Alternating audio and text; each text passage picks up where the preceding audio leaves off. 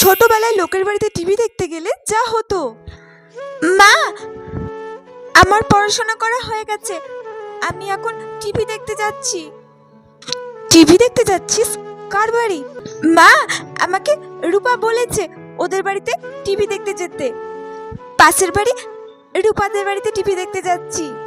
মনা, আমি তোকে কতবার বারণ করেছি না যে তুই লোকের বাড়িতে টিভি দেখতে যাবি না? আমার যাই না, আমার তো টিভি দেখতে খুব ভালো লাগে জানো তো। আর তোমরা তো আমাদের বাড়িতে একটা টিভিও কেনো না, আমার একদম ভালো লাগে না। রূপা কি সুন্দর টিভিতে সিরিয়াল দেখে, কার্টুন দেখে। ও মা, আমি আসছি, ওদের বাড়িতে টিভি দেখতে গেলাম। আরে মানুষ যাস না, আমি তোকে কতবার বোঝাবো, লোকের বাড়ি টিভি দেখতে যাওয়ার কোনো দরকার নেই, বাড়িতে চুপচাপ পড়াশোনা কর। আরে মা, কাকিমা কিচ্ছু বলবে না, রূপা আমাকে যেতে বলেছে, আমি আসছি। মানুষ শোন, যাস না। এই মেয়েটা না আমার কোনো কথা শুনবে না, সেই চলে গেল লোকের বাড়িতে টিভি দেখতে।